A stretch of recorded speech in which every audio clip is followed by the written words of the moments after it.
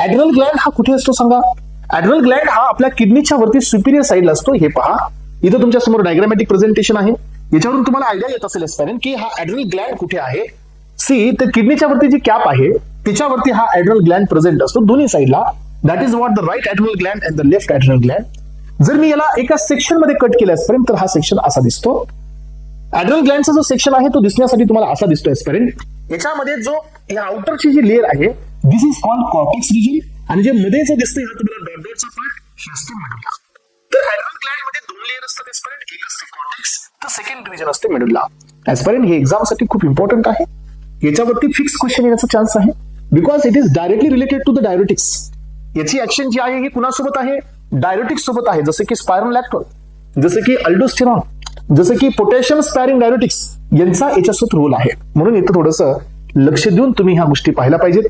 तर इथं पहा एस्पायरंट्स की हा जो कॉर्टेक्स रिजन आहे याचे वापस 3 लोकेशन असतात. आणि तुम्हाला माहिती असू दे एस्पायरंट्स याची सिरीज पण ड्रग इन्स्पेक्टरला विचारली जाऊ शकते. सिरीज इन द सेन्स की सगळ्यात आउटर रिजन कोण आहे? सगळ्यात बाहेर तर तुम्हाला कॅप्सूल पाहायला मिळेल. त्यानंतर असते झोना ग्लोमेरुलेसा, सेकंड वन असते झोना फॅसिक्युलेटा, आणि त्याच्यामधून असते दॅट इज रेटिक्युलरिस, आणि त्याच्यामध्ये असते मेडुला. आलं लक्षात? ही सिक्वेन्स मी विसरू नका, ही एक्झाम मध्ये विचारली जाऊ शकते. यामध्ये जो झोना ग्लोमेरुलेसा असतो एस्पायरंट्स हा इथल्या सेलमध्ये कोलेस्ट्रॉल पासून अल्डोस्टेरॉन तयार करतो. अल्डोस्टेरॉन हा आपल्या बॉडीमध्ये मिनरल्सचं कॉन्सन्ट्रेशन रेग्युलेट करतो, जो आपल्या किडनीमध्ये जातो एस्पिरन्स आणि कलेक्टिंग डक्ट वरती मिनरलोकॉर्टिकॉइड्स रिसेप्टरला ऍक्टिव्हेट करतो आणि responsible to induce the aldosterone induced proteins. आणि याच्यामुळे काय होतात की एपिथेलियल सोडियम चॅनल्स ओपन होतात आणि कलेक्टिंग डक्ट मधून सोडियम हे आपल्या बॉडीमध्ये रिअब्झॉर्ब होतं आणि ते रिप्लेस होतं विथ द पोटॅशियम. म्हणजे पोटॅशियम आपल्या बॉडीतून लॉस्ट होतं एस्पिरंट आणि सोडियम आपल्या बॉडीमध्ये रिअब्झॉर्ब होतं. हे कुणाचा इफेक्ट आहे? तर हा अल्डोस्टेरॉनचा इफेक्ट आहे. Very very very important. Repeat करतो, लक्ष देऊन ऐका की इथं अल्डोस्टेरॉन तयार होतो फ्रॉम द कोलेस्टेरॉल. कुठे? झोना ग्लोमेरुलोसावरती.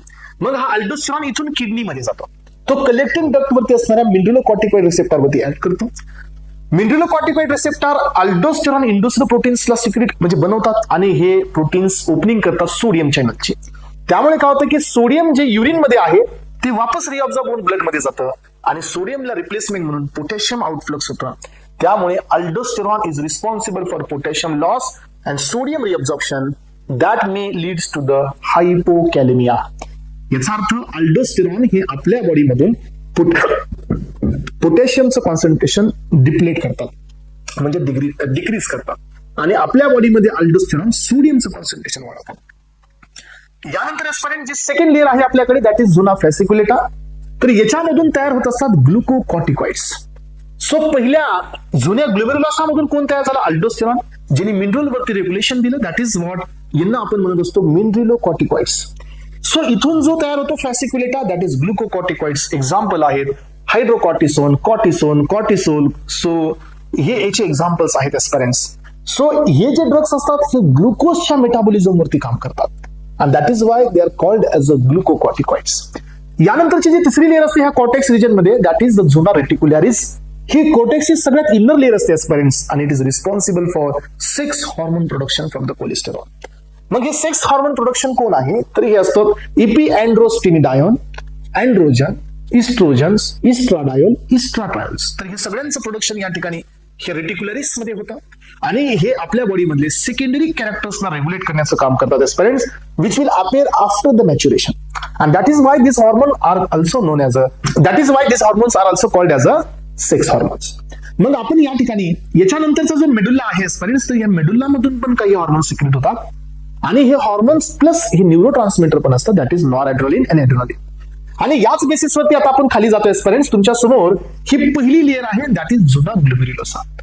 झोना ग्लोमेरुलोसा हे रिलीज करतं मिनरलोकॉर्टिकॉइड्स आणि याचं एक्झाम्पल आहे मिनरलोकॉर्टिकॉइड्स मध्ये.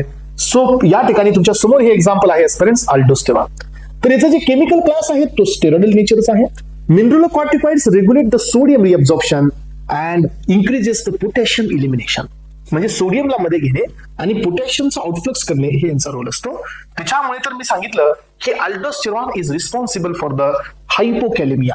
मग आता अल्डोस्टेरॉनचे जे अँटागोनिस्ट असतात एस्पिरंट्स आपल्याकडे 2 अँटागोनिस्ट आहेत. कोणते आहेत सांगा? एक असतो स्पायरोलॅक्टोन, सेकंड अँटागोनिस्ट असतो इप्लेरिनॉन. स्पायरोलॅक्टोन्स हा एक ऍक्टिव्ह मेटाबोलाइट असतो, दॅट इज कॅन्ड्रिनॉन. मग हे सगळे कोण आहेत, तर हे अल्डोस्टेरॉनचे अँटागोनिस्ट आहेत, तर हे यांच्या अपोजिट ऍक्शन दाखवतील.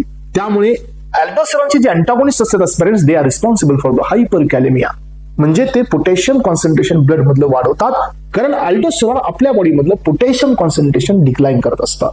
कशामुळे होतं, सोडियम ज्या वेळेला मध्ये येते, whenever the sodium come inside, then त्याच्या रिप्लेसमेंट मध्ये पोटॅशियम विल गो आउट. आणि याच्यामुळे इथं पोटॅशियमचं कॉन्सन्ट्रेशन कमी होऊन तुम्हाला इथं मिळत असतो हायपोकॅलेमिया. तर एस्पिरंट्स मी याला ट्रेस का करतोय सांगा, या बीटला मी का ट्रेस करतोय, याचं कारण आहे, कारण हा बीट एक्झाम मध्ये फुल टाइम विचारण्याचे चान्सेस आहेत, समजून घ्या. यानंतर आता पुढे या, सेकंड वन आहे झोना फॅसिक्युलेटा. त्याचे एक्झाम्पल आहेत कॉर्टिसोन, कॉर्टिकोस्टेरॉन, कॉर्टिसोन, यस हायड्रोकॉर्टिसोन, हे याचे एक्झाम्पल असतात कॉर्टिकोस्टेरॉइडचे. यांचंही नेचर काय एस्पिरंट्स, स्टेरॉइडल नेचरचेच आहेत. हे यांच्यामध्ये हे स्टिम्युलेट करतात ग्लुकोनिओजेनेसिस. याचा अर्थ की हे ग्लुकोजचं कॉन्सन्ट्रेशन इन्क्रीज करतात. लिपोलायसिस इनहिबिट जनरेट करतात एस्पिरंट्स. याचा अर्थ फॅट हे ब्रेकडाऊन होत असेल तर फ्री फॅटी ऍसिड तयार होतात. ज्याला फ्री फॅटी ऍसिड तयार होतात एस्पिरंट्स, त्यावेळेला ते जातात बीटा ऑक्सिडेशन मध्ये आणि तुम्हाला 129 ATPs पाहायला मिळतात. आपण हे बायोकेमिस्ट्रीत पाहिले. आणि त्याच्यामुळे वापस ग्लुकोजचं कॉन्सन्ट्रेशन वाढतं, कारण ग्लुकोजचं मेटाबॉलिझम होत नाही. याचा अर्थ लिपोलायसिसमुळे पण ग्लुकोजचं कॉन्सन्ट्रेशन वाढतं, प्रोटिओलायसिसमुळे पण ग्लुकोजचं कॉन्सन्ट्रेशन वाढतं एस्पिरंट्स.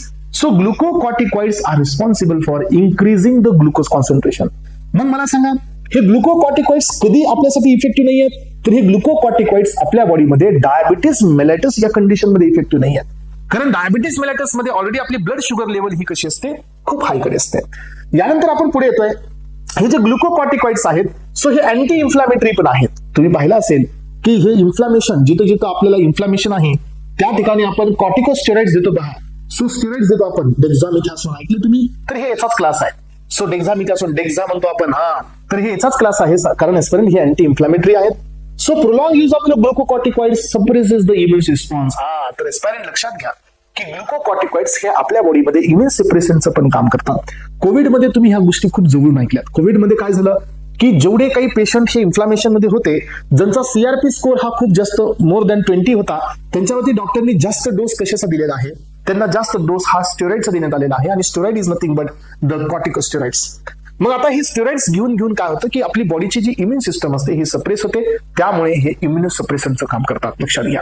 यानंतर मग आपल्याकडे तिसरा क्लास आहे, तो म्हणजे 6 कॉर्टिकोस्टेरॉइड्स. याच्यामध्ये अँड्रोस्टेनिडायोन, डिहायड्रोइपी अँड्रोस्टेरॉन, इस्ट्रोजन, एंड्रोजन्स हे एक्झाम्पल्स आहेत एस्पिरंट्स.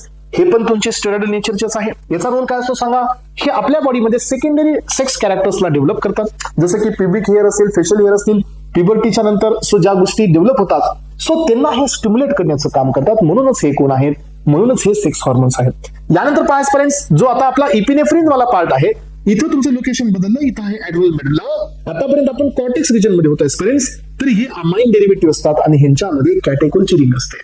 लक्षात घ्या, हे जे दोन हॉर्मोन इथं सिक्रेट होत असतात, हे स्टेरॉइडल नेचरचे नसतात. सो यांचं नेचर असतं कॅटेकोलामाइन्स.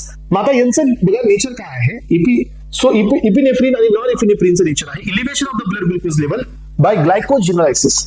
म्हणजे काय की बॉडीमध्ये जे ग्लायकोजन प्रेझेंट आहे त्यांचं ब्रेकिंग डाऊन करणे आणि त्याच्यापासून आपण ग्लुकोजला या ठिकाणी तयार करणे.